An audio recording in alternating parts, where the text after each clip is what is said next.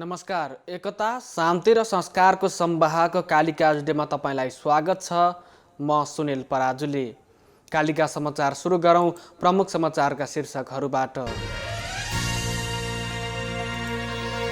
कालिका समाचारको साथमा विजय स्टिल, वान टु रुल, विजय सिमेन्ट, तपाईको सपनाको मजबुत निर्माण। नेपालको अति लोकप्रिय motorcycle hero super Splendor.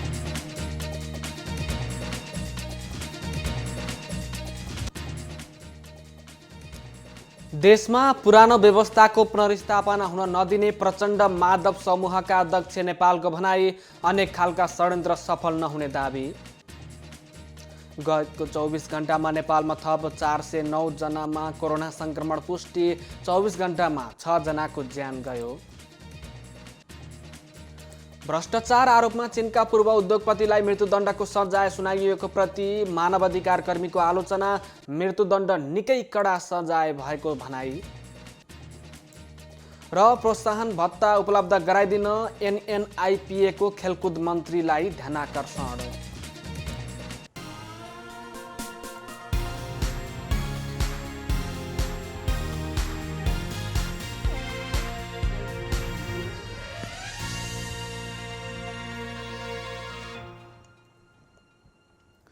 Kalika समाचार सुरु गरौं राष्ट्रिय समाचारबाट। नेपाल कम्युनिस्ट पार्टी नेकपा प्रचण्ड माधव समूहका अध्यक्ष माधव कुमार नेपालले देशमा पुरानो व्यवस्थाको पुनर्स्थापना हुन नदिने बताउनु भएको छ। बुधबार नेपाल कम्युनिस्ट पार्टी नेकपा प्रचण्ड माधव पक्षले आयोजना गरेको अन्तर्क्रिया कार्यक्रममा बोल्दै अध्यक्ष नेपालले देशमा सङ्कटकाल लगाउने अनेक खालका षड्यन्त्र तानाबाना बुनिएको सुनिरहेको भन्दै यस्ता षड्यन्त्र सफल नहुने बताउनु भएको छ। पुरानो व्यवस्थाको पुनर्स्थापना हुन्छ भन्नेमा कसैले सपना नदेख्न उहाँको आग्रह छ। पुरानो व्यवस्थाको पुनर्स्थापना हुने कुनै सम्भावना नरहेको र हुन नदिने उहाँले बताउनुभयो। कार्यक्रममा बोल्दै नेपाली काङ्ग्रेसका नेता मिनेन्द्र रिजालले प्रधानमन्त्री केपी शर्मा ओली, ज्ञानेन्द्र जस्तै बिदा हुने बताउनु भएको छ। सत्तामा आएपछि नियम कानुन केही नमान्नेहरू इतिहासमा कहिल्यै लामो समय नटिकेको उहाँको भनाइ छ। वैशाखमा चुनाव नहुने पनि उहाँले बताउनु भएको छ। जनता समाजवादी पार्टी नेपालका अध्यक्ष महन्त ठाकुरले आफूहरू सधैँभरि अग्रगमनको पक्षमा रहने बताउनु भएको छ। प्रतिगमनको पक्षमा नजाने उहाँको भनाइ छ। पौष 5 गते प्रधानमन्त्रीको सिफारिसमा राष्ट्रपतिले प्रतिनिधि सभाको विघटन गरेसँगै राजनैतिक दलहरू यसको विरोधमा विभिन्न कार्यक्रमहरू गर्दै आएका छन्। बुधबार नेकपा प्रचण्ड माधव पक्षले आयोजना गरेको अन्तर्क्रिया कार्यक्रममा विभिन्न राजनैतिक दलका नेताहरूले आफ्नो धारणा राख्नु भएको थियो। पूर्व प्रधानमन्त्री एवं जनता समाजवादी पार्टी जसपाका राष्ट्रिय परिषद अध्यक्ष डाक्टर बाबुराम भट्टराईले प्रधानमन्त्री केपी शर्मा ओलीले संविधानभन्दा माथिबाट समग्र व्यवस्थालाई नै कु गरेको बताउनु भएको छ। नेपाल कम्युनिस्ट पार्टी नेकपा प्रचण्ड माधव समूहले काठमाडौँमा आयोजना गरेको अन्तर्पार्टी अन्तर्क्रिया कार्यक्रममा बोल्दै भट्टराईले प्रधानमन्त्री ओलीले संवैधानिक कु नभई संविधान र व्यवस्थामाथिको कु गरेको बताउनु भएको हो। ओलीले गरेको कु 2017 सालमा राजा महेन्द्र र 2060-61 मा राजा ज्ञानेन्द्रले गरेको कु जस्तै भएको बताउनु भएको छ। प्रधानमन्त्रीले संसद विघटन गर्ने कदम संवैधानिक हो वा होइन भन्ने विषयमा बहस गर्न र भ्रममा पर्न नहुने पनि भट्टराईले बताउनु भएको छ। कुनै व्यक्तिले लहरमा प्रतिनिधि सभा विघटन गर्नै नसक्ने समेत बताउनु भयो। अन्तर्राष्ट्रिय परम्परामा संसद विघटन गर्ने अभ्यास छ भन्दै नेपालको संसद विघटन गर्न नपाइने समेत बताउनु भयो। प्रधानमन्त्रीले कुनै पनि बेला संसद विघटन गर्न सक्ने कुरालाई विचार गरेर संविधानमा नै प्रधानमन्त्रीले संसद विघटन गर्न सक्ने व्यवस्थालाई हटाइएको बताउनु भयो। अहिलेको अवस्थामा कुनै पनि तरिकाबाट संसद विघटन हुनै नसक्ने बताउनु भयो। पूर्व प्रधानमन्त्री भट्टराईले 2/3 बहुमतको सरकार चलाउन नसक्ने मान्छेले चुनाव गराउँछ भन्ने भ्रममा नपर्न पनि आग्रह गर्नुभयो। अहिलेको अस्थिरतालाई कायम राख्दै निर्वाचन पनि नहुने, संविधान पनि भङ्ग हुने भयो भने देशमा राष्ट्रिय स्वाधीनतामाथि खतरा आउन सक्ने बताउनु भयो। प्रतिनिधि सभा पुनर्स्थापना हुने विषयमा अदालतको आशा गर्नुपर्ने तर भर पर्न नहुने पनि भट्टराईले बताउनु भयो। पूर्व प्रधानमन्त्री भट्टराईले प्रधानमन्त्री ओली इमान्दार तानाशाह भएको टिप्पणी समेत गर्नुभएको छ। उहाँले ओलीले झापा आन्दोलनमा राम्रो काम गरे पनि पछि जेलबाट निस्किएर आएपछि अग्रगमनको विरोधी बनेर आएको बताउनु भएको छ। आफ्नो प्रविधि नलुकाइकन व्यवस्थामाथि आक्रमण गरिरहेकोले प्रधानमन्त्री ओली इमान्दार तानाशाह भएको आरोप समेत भट्टराईले लगाउनुभयो। नेकपाका नेताहरूले अहिलेसम्म ओलीलाई कसरी बोकेर ल्याउनुभयो आफूलाई अचम्म लागेको पनि बताउनुभयो। चुनावमा जाँदा लभ हुन्छ भनेर काङ्ग्रेस र जसपाले मुख मिठ्याएर बस्न नहुने पनि पूर्व प्रधानमन्त्री भट्टराईले बताउनु भएको छ। उपप्रधानमन्त्री तथा नेकपा ओली समूहका नेता ईश्वर पोखरेलले सरकारले निर्वाचनको मिति घोषणा गरिसकेकोले निर्वाचनमा लाग्न कार्यकर्तालाई निर्देशन दिनुभएको छ। सिन्धुलीको सदरमुकाम सिन्धुली माडीमा आज नेकपा ओली समूहका अगुवा कार्यकर्ता भेलालाई सम्बोधन गर्दै उहाँले निर्वाचनको तयारी सरकारले गरिरहेको बताउनुभयो। नेता पोखरेलले नेकपा आधिकारिक रूपमा विभाजन नभएको भन्दै प्रधानमन्त्री केपी शर्मा ओलीले नेतृत्व गरेको पार्टी नै आधिकारिक पार्टी भएको दावी गर्नुभएको छ। उहाँले निर्वाचन आयोगले सूर्य चिन्ह ओली समूहलाई नै दिने समेत बताउनुभयो। उहाँले निर्वाचनले नै लोकतन्त्र बलियो हुने र मतदाताको अभिमतको सुनिश्चितता हुने भएकोले आजैबाट निर्वाचनको तयारी थाल्न पनि आग्रह गर्नुभएको छ। राष्ट्रिय प्रजातन्त्र पार्टी राप्रपाका अध्यक्ष कमल थापाले ताजा जनादेश प्राप्त नगरी काङ्ग्रेसले सरकार बनाउने लोभ गर्नु अनैतिक र अप्रजातान्त्रिक भएको टिप्पणी गर्नुभएको छ। बागमती प्रदेशमा काङ्ग्रेस सरकारमा जान सक्ने संसदीय दलको नेताको भनाइ आएपछि थापाले यस्तो टिप्पणी गर्नुभएको हो। थापाले नेकपा कानुनी रूपमा नफुटेको अवस्थामा काङ्ग्रेसले सरकारमा जान लोभ गर्नु गलत भएको बताउनुभयो। केपी ओलीको असफलता र ज्यादतीबाट मुक्तिको निमित्त पनि ताजा जनादेशमा जान उपयुक्त भएको उहाँले बताउनु भएको छ। संविधान र प्रजातन्त्रको रक्षा जनताको म्यान्डेटले गर्छ थापाले भन्नुभएको छ। कानुनी तिग्दम अपवित्र गठबन्धनले होइन, जनताले कुनै पार्टीलाई स्पष्ट बहुमत नदिएको अवस्थामा गठबन्धन सरकार स्वाभाविक भए पनि एक पार्टीले स्पष्ट बहुमत पाएको अवस्थामा पार्टी फुटाएर सांसद किनबेच गरेर अपवित्र गठबन्धन बनाएर सरकार बनाउने कार्य संविधानको आशय नभएको उहाँको भनाइ छ। आज सामाजिक सञ्जालमा लेख्दै थापाले मूलभूत मान्यता नसमेटिएको कारण राप्रपाले यो संविधानको विपक्षमा मतदान गरेको भए पनि 2/3 पारित गरेको संविधानलाई आलोचनात्मक समर्थन गरेको पनि बताउनु भएको छ। रिट निवेदकहरूले संसद विघटनको मुद्दामा सुनुवाईको लागि बृहत्तम इजलास गठनको माग गरेका छन्। प्रधानमन्त्री केपी शर्मा ओलीले संसद विघटन गरेर मध्यावधि निर्वाचन घोषणा गर्नुभएको छ। त्यस विरुद्ध परेको 12वटा रिटमा विपक्षीहरूले लिखित जवाफ मागेर बुधबारदेखि संवैधानिक इजलासमा सुनवाई सुरु भएको छ। प्रधान न्यायाधीश चोलेन्द्र शमशेर जबरा र न्यायाधीशहरू हरिकृष्ण कार्की, विश्वम्बर प्रसाद श्रेष्ठ, अनिल कुमार सिन्हा र तेज बहादुर केसीको संवैधानिक इजलासमा वरिष्ठ अधिवक्ता रमन कुमार श्रेष्ठले रिट निवेदकहरूको तर्फबाट संयुक्त निवेदन पेश गर्नुभएको हो। संवैधानिक इजलासले अन्तिम व्याख्याको लागि बृहत्तम इजलास गठनको आदेश दिनुपर्ने उहाँहरूको भनाइ छ। प्रतिनिधि सभा विघटन गर्ने विषय संवैधानिक व्याख्याको विषय मात्र नभई संविधान र कानुनको गम्भीर व्याख्या गर्नुपर्ने विषय हो। यसको अन्तिम व्याख्या बृहत्तम इजलासले मात्र गर्न सक्दछ। कोभिड-19 बारे पनि बृहत्तम इजलासबाट व्याख्या भएको उल्लेख गर्दै निवेदनमा भनिएको छ। हामीले उठाएको विषयलाई पनि बृहत्तम इजलासले अन्तिम व्याख्या गर्नुपर्छ भन्ने हाम्रो संयुक्त निवेदन हो। गण्डकी प्रदेश सभाको विशेष अधिवेशन मङ्गलबारदेखि सुरु भएको छ। प्रमुख प्रतिपक्ष दल नेपाली काङ्ग्रेस र जनता समाजवादी पार्टी नेपालले विशेष अधिवेशन बोलाउन माग गरेपछि मङ्गलबारदेखि गण्डकी प्रदेश सभाको विशेष अधिवेशन सुरु भएको हो। गण्डकी प्रदेश सभाको यस विशेष अधिवेशनमा कोभिड-19 को रोकथाम, नियन्त्रण र उपचारको बारेमा साझा सङ्कल्पको रूपमा प्रस्तुत गर्ने निर्णय भएको गण्डकी प्रदेश सरकारका मुख्यमन्त्री पृथ्वी सुब्बा गुरुङले बताउनु भएको छ। अधिवेशनमा गरिबी निवारण, बेरोजगारी समस्या समाधान र प्रदेश सरकारले अघि बढाएका बहुवर्षीय योजनाहरूको व्यवस्थापन र कार्यान्वयनको सम्बन्धमा सार्वजनिक महत्त्वको विषयमा छलफल हुने उहाँले बताउनु भएको छ। सत्तारूढ नेपाल कम्युनिस्ट पार्टी नेकपा भित्रको विवादका कारण प्रदेश सरकार विरुद्ध अविश्वासको प्रस्ताव दर्ता हुन सक्ने राजनैतिक आकलनका बीच मुख्यमन्त्री गुरुङले आफू अल्पमतमा नपर्ने दावी गर्नुभएको छ। नेपाल कम्युनिस्ट पार्टी नेकपा प्रचण्ड माधव पक्षका प्रदेश सभा सदस्य दीपक कोइरालाले मुख्यमन्त्रीले प्रधानमन्त्री केपी शर्मा ओलीले चालेको प्रतिनिधि सभा विघटनको असंवैधानिक कदमको पक्ष पोषण गरिरहेको र आफूहरूले सो कदमको विरोध गरिरहेका कारण नयाँ सरकारको निम्ति नयाँ खालको गठबन्धनको खोजी हुने बताउनु भएको छ।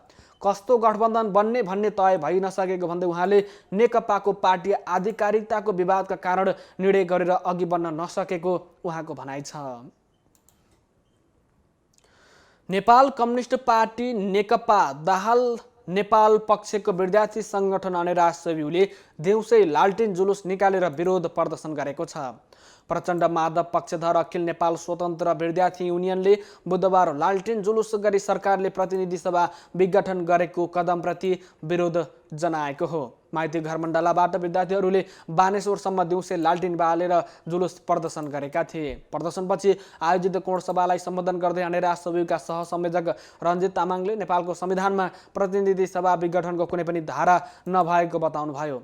प्रधानमन्त्रीलाई गल्तीको प्रायश्चित्त गर्ने र सच्याउने अवसर अझै भएको भन्दै कानुन सम्मत संविधान सम्मत निर्णय सच्याउन उहाँले माग गर्नुभएको छ।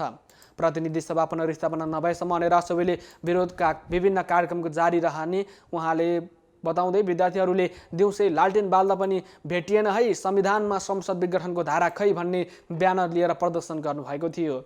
विद्यार्थीहरूले संसद विघटनको धारा खै, दिउँसै लालटेन बाल्यौँ, हामी अरू जान्दैनौँ, संसद विघटन मान्दैनौँ लगायतका नारा समेत लगाएका थिए। उद्योगी व्यवसायीहरूले नेपाली वस्तुको निर्यात प्रवर्धनको लागि विभिन्न कार्यक्रमहरू ल्याउनु पर्नेमा जोड दिएका छन्।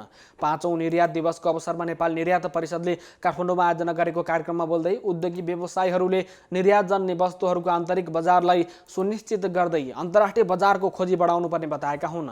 नेपाल चेम्बर अफ कमर्सका अध्यक्ष राजेश काजी श्रेष्ठले कुनै पनि वस्तुको बाहिर बजार खोज्नुभन्दा पहिला आन्तरिक बजारमा प्रवर्धन गरिनुपर्ने बताउनु भएको छ। त्यसको लागि सबै नेपालीले नेपाली वस्तुको प्रयोग गर्ने बानी बसाल्न विभिन्न एक्सपो लगायतका प्रवर्धनात्मक कार्यक्रमहरू सञ्चालन गर्न आवश्यक रहेको बताउनुभयो। नेपाल उद्योग वाणिज्य महासङ्घका वरिष्ठ उपाध्यक्ष चन्द्रप्रसाद ढकालले कोरोनाको कारणबाट धाराशायी बनेको निर्यात क्षेत्रलाई पुरानै अवस्थामा फर्काउन सबै उद्योगी व्यवसायीहरूले एकैसाथ काम गर्नुपर्ने बताउनु भएको छ। कार्यक्रममा निर्यात परिषद अध्यक्ष हरिबहादुर कार्कीले निर्यात व्यवसायमा आइपर्ने समस्याहरूलाई व्यवस्थित रूपबाट समाधान गरी निर्यात व्यवसायको हित संरक्षण गर्न र व्यावसायिक क्षमता अभिवृद्धि गर्न सबै क्षेत्रको सहयोग आवश्यक रहेको बताउनु भएको छ। गएको 24 घण्टामा नेपालमा थप 409 जनालाई कोरोना भाइरसको संक्रमण पुष्टि भएको छ। स्वास्थ्य तथा जनसङ्ख्या मन्त्रालयका अनुसार बुधबार 6706 जनाको PCR परीक्षण भएकोमा 409 जनालाई संक्रमण देखिएको हो। यो सँगै नेपालमा कोरोना संक्रमितको कुल संख्या 2,63,193 पुगेको छ। यस्तै गएको 24 घण्टामा 495 जना कोरोना मुक्त भएका छन्। यो सँगै कोरोना मुक्त हुनेको संख्या 2,56,161 पुगेको छ। साथै गएको 24 घण्टामा 6 जनाको ज्यान गएसँगै कोरोना भाइरसको संक्रमणका कारण ज्यान गुमाउनेको संख्या 1879 पुगेको छ। नेपालमा बुधबारसम्म सक्रिय संक्रमितको संख्या 5,133 रहेको छ। एकता शान्ति र संस्कारको संवाहक कालिका एचडीमा प्रसारित कालिका समाचारमा पालो भएको छ विज्ञापनको, तर त्यसभन्दा अगाडि प्रमुख समाचारका शीर्षकहरू। कालिका समाचारको साथमा Vijay steel, one two role, विजय सिमेन्ट, तपाईको सपनाको मजबुत निर्माण। नेपालको अति लोकप्रिय मोटरसाइकल हिरो सुपर स्प्लेन्डर।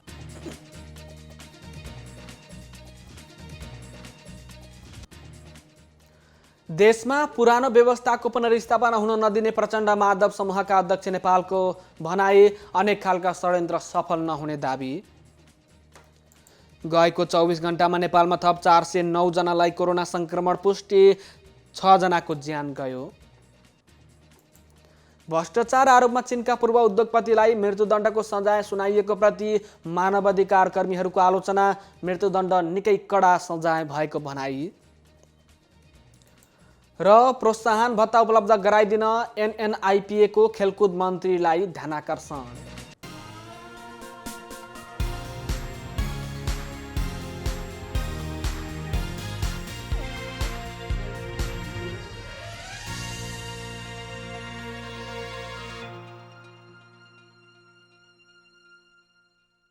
पूर्ण स्वचालित मसिनमा उच्च स्तरीय ब्लेड प्रयोग गरी उत्पादन भएको नेपालको पहिलो टेगुम जर्मनी प्रविधिद्वारा उत्पादित विजय स्टिल सम्पूर्ण रूपमा ल्याब परीक्षणपछि उत्पादन हुने अत्यधिक भूकम्प प्रतिरोधक, वर्षौंसम्म टिक्ने, खिया प्रतिरोधक, उच्च शक्ति, उत्कृष्ट वजन अनि उच्च लचकता, अग्नि प्रतिरोधक रिब्समा अतिरिक्त मोटाई, उच्च वेल्डिङ क्षमता अनि उच्च इलोङ्गेसन, एक नासको तौल, लम्बाइ अनुपात अब आफ्नो निर्माणलाई दिनुहोस् विजय स्टिलको शक्ति। Vijay steel FE 500, FE 500D।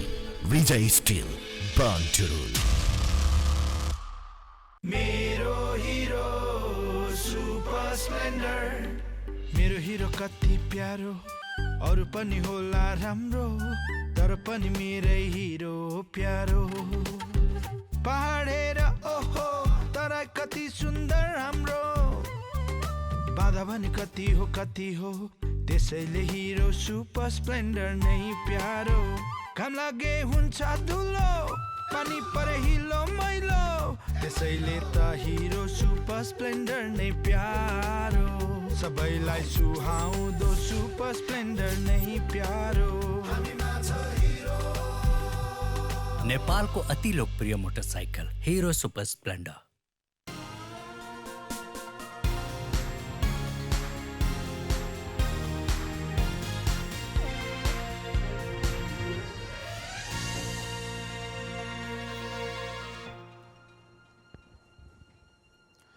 विज्ञापनपछि Kalika समाचारमा पुनः स्वागत छ। अब स्थानीय समाचार। जिल्ला ट्राफिक प्रहरी कार्यालय चितवनले असल चालक अभियान सञ्चालन गरेको छ। सडक सुरक्षा र सवारी दुर्घटना न्यूनीकरणको अभियान अन्तर्गत मङ्गलबारदेखि अभियान चलाइएको हो। 2 पाङ्ग्रे सवारी चालक लक्षित अभियानलाई 1 महिना चलाइने ट्राफिक प्रहरी कार्यालय चितवनका प्रमुख दयाकृष्ण भट्टले जानकारी दिनुभयो। चितवनमा भएका दुर्घटना विश्लेषण गर्दा ज्यान गुमाउने मध्ये 63% 2 पाङ्ग्रे सवारीका चालक तथा यात्रु छन्। उहाँका अनुसार हरेक दिन गोन्द्र्याङ, टाँडी, पर्सा, भण्डारा, मुगलिन्ड, नारायणगढ लगायतका ठाउँमा चालकहरूलाई करिब 1 घण्टा प्रशिक्षण दिइनेछ। अभियान अन्तर्गत बाइक तथा स्कुटीमा असल चालक लेखिएको स्टिकर टाँसिनेछ। बुधबार 24 गतिमा भएको कार्यक्रममा 350 वटा सवारीमा असल चालक लेखिएको स्टिकर टाँसिएको छ। अभियानमा जनपद प्रहरी पनि खटिएका छन्। कार्यक्रममा जिल्ला प्रहरी कार्यालय चितवनका प्रमुख नान्तिराज गुरुङ, जिल्ला ट्राफिक प्रहरी कार्यालय चितवनका प्रमुख दयाकृष्ण भट्टले 2 पाङ्ग्रे सवारी चालकहरूलाई प्रशिक्षण दिनुभएको थियो। यो वर्षको 5 महिनामा सवारी दुर्घटनामा 55 जनाले ज्यान गुमाएका छन्, जसमा 35 जना 2 पाङ्ग्रे सवारीका चालक तथा यात्रु रहेका छन्। कालिका समाचारमा अब अर्थ समाचार।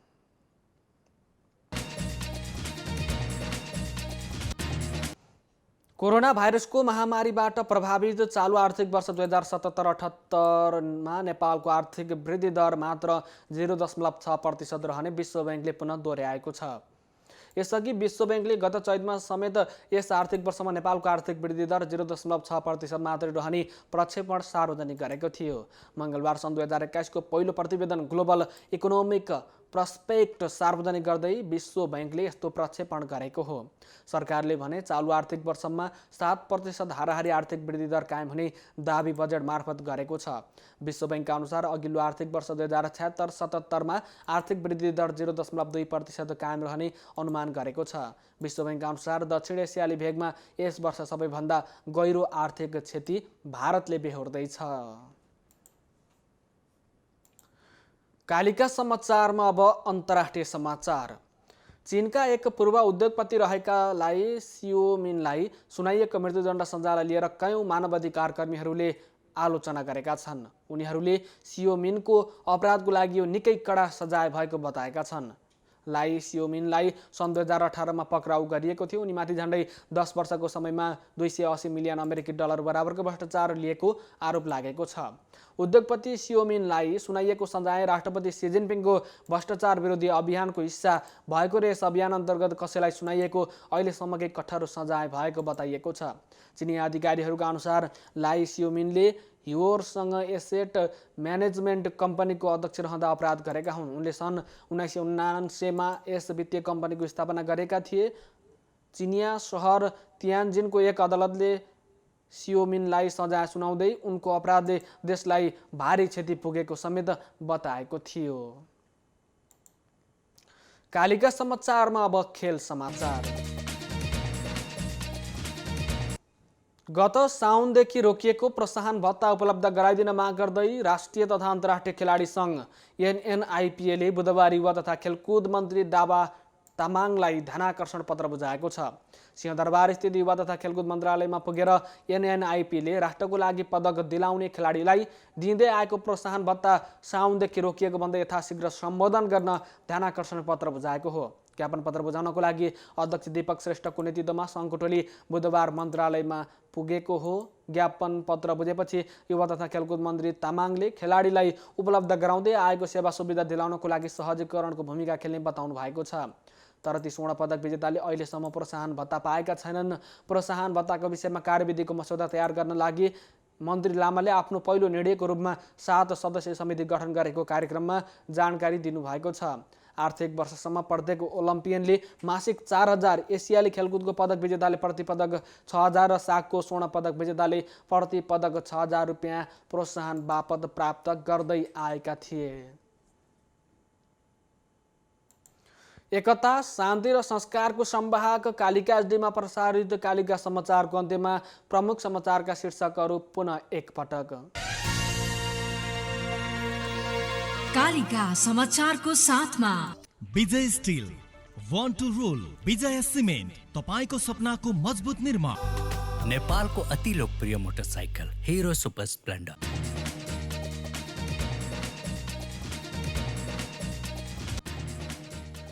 देशमा पुरानो व्यवस्थाको पुनर्स्थापना हुन नदिने प्रचण्ड माधव समूहका अध्यक्ष नेपालको भनाई, अनेक खालका षड्यन्त्र सफल नहुने दाबी। गएको 24 घण्टामा नेपालमा थप 409 जनालाई कोरोना संक्रमण पुष्टि, 24 घण्टामा 6 जनाको ज्यान गयो।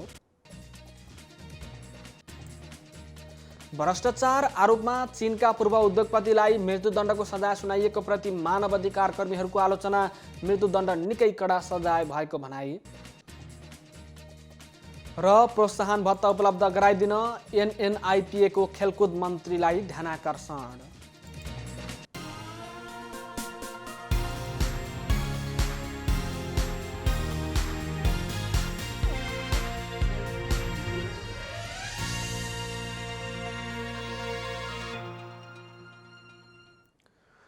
एकता, शान्ति र संस्कारको संवाहक कालिका एचडीमा प्रसारित कालिका समाचार अहिलेको लागि यति नै। हेर्दै गर्नुहोला कालिका एचडी। म सुनिल पराजुली बिदा हुन्छु। नमस्कार।